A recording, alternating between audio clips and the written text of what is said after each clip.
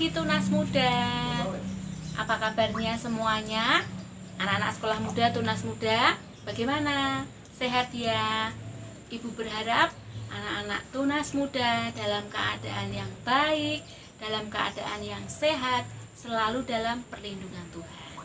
Nah, pada hari ini kita bersama-sama berkegiatan di dalam sekolah minggu Tunas Muda. Tapi sebelum itu anak-anak, sebelum kita melanjutkan acara sekolah minggu ini, mari kita awali dengan doa.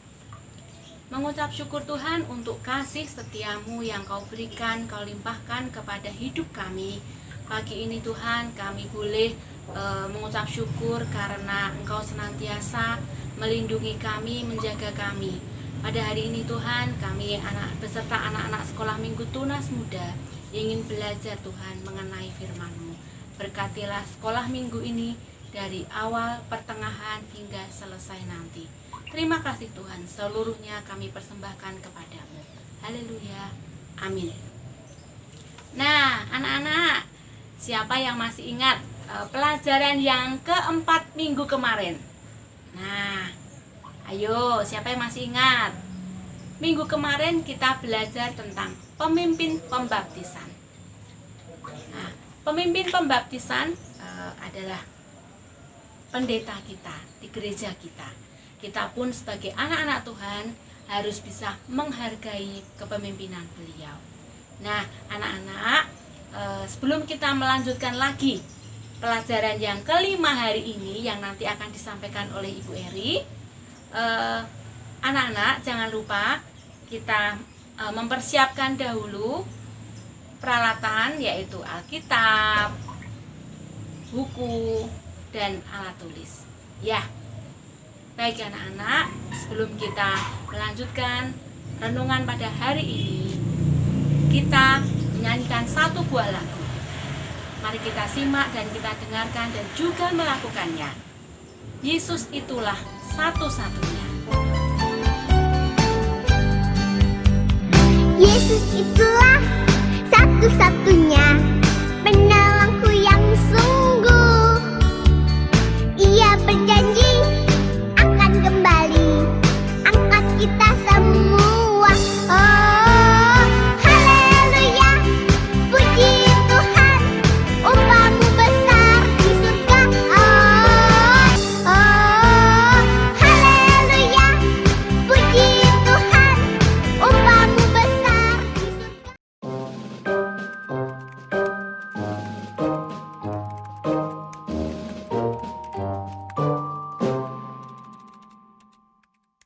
Tin, gue takut mati nih Tin.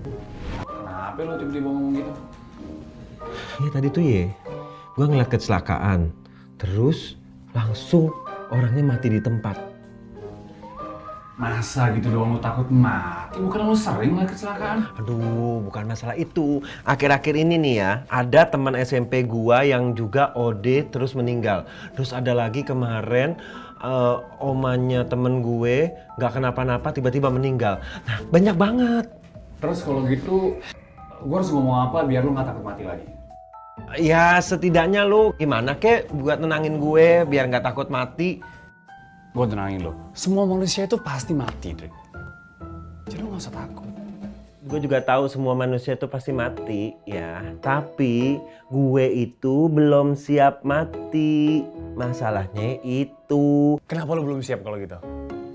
Ya karena gue masih banyak dosa. Dosa gue tuh banyak banget. Coba ulangi lagi, apa tadi? Kenapa lo belum siap? Iya kan karena gue masih banyak dosa. Lu denger gak sih gue ngomong? Dosa, Drik. Itu dia, that's the point. Lu mau hipnotis gue ya? Justru gue mau nyadarin lo, Drik. Nah kalau misalnya lo emang tahu lo berdosa, kenapa lo gak bertobat, cari Tuhan, terus minta ampun, simple. Aduh, itu masalahnya. Kayaknya gue tuh masih gak layak karena dosa gue tuh gede banget. Kalau lo lihat gedung-gedung yang di depan tuh ya, dosa gue tuh kayak gedung yang itu tuh, yang paling tinggi. Nah itu, dosa gue tuh sebanyak itu, sebesar itu. Lo bayangin kalau gue ketemu Tuhan, gak mungkin. Nah, gimana menurut adik-adik cerita di video tadi? Kira-kira nih, Edric diampuni nggak dosanya? Nah, sebelum cerita kita lanjutkan, marilah kita sebelumnya berdoa terlebih dahulu. Ya. Selamat pagi Tuhan, mengucap syukur boleh pagi hari ini kami sama-sama belajar dalam sekolah minggu Tunas Muda Tuhan. Biarkanlah apa yang akan kami pelajari hari ini menjadikan kehidupan kami layak di hadapan Engkau. Kami serahkan pelajaran hari ini ke tangan-Mu. Dalam nama Tuhan Yesus kami berdoa dan mengucap syukur. Amin. Ya adik-adik semuanya, tadi pertanyaan Ibu, apakah Edric kira-kira diampuni nggak nih dosanya? Karena dosanya yang segede gunung katanya seperti itu, dia takut mati. Ya, tentunya setiap manusia akan diampuni dosanya oleh Tuhan Yesus Kristus. Tetapi ada syarat-syarat yang harus kita lakukan. Nah, kira-kira nih apa syarat-syarat yang harus kita lakukan? Bukan Tuhan Yesus mensyaratkan, tetapi ada hal-hal yang kita harus lakukan supaya dosa kita diampuni. Ya, pelajaran hari ini kita akan belajar tentang baptisan adalah respon iman kepada Kristus yang diambil dari Roma 6 ayat yang ketiga sampai dengan ayat yang kelima. Ya, tentunya yang namanya respon iman itu kita harus tahu apa sih maknanya respon iman dalam kehidupan kita. Karena kita akan baptis, tentunya kita harus mempunyai satu respon. Mari kita akan sama-sama belajar tentang pelajaran kelima, baptisan adalah respon iman kepada Kristus ya. Adik-adik, bahwa makna dari baptisan itu ya, yang pertama kita perlu ingat ya, baptisan itu kan adalah lambang bahwa kita dibersihkan dari dosa kita ya, lambang juga bahwa kita sudah bertobat. Nah, ada maknanya. Tentunya makna itu harus kita ketahui bersama-sama adik-adik. Nah, Ibu akan sampaikan untuk adik-adik sekalian, silahkan didengarkan ya. Siapkan juga Alkitabnya. Ya, yang pertama bahwa makna baptisan itu adalah mengakui dengan segenap hati kita bahwa Yesus Kristus itu adalah juru selamat yang sudah menyelamatkan, yang sudah melepaskan kita dari segala dosa ya. Itulah mengapa kita mempunyai alasan sebelum dibaptiskan kita harus memastikan diri terlebih dahulu apakah kita siap secara jasmani dan secara rohani untuk dibaptiskan ya. Kesiapannya apa? Ya, kita ikut pelajaran. Kita mau meninggalkan kehidupan kita yang lama tentunya. Mau senantiasa hidup sesuai dengan yang Tuhan mau, sesuai dengan kehendak Yesus, seperti itu. Lalu makna yang kedua adalah sebagai lambang ya, lambang kematian dan kebangkitan Yesus Kristus. Kita perlu ingat bahwa pada waktu di gereja kita menganut baptisan selam ya. Pada waktu seseorang dibaptiskan, dia diselamkan ke dalam air, itu melambangkan ya bahwa saat itu kita tandanya kita sudah mati, tetapi bukan secara jasmani, tetapi mati secara dosa-dosa kita ya, mati bersama dosa-dosa kita. Namun kemudian kita dibangkitkan lagi, dikeluarkan dari air ya, setelah kita dibenamkan, kita diangkat, itu melambangkan bahwa kita sudah lahir baru ya. Lahir baru yang seperti apa ya?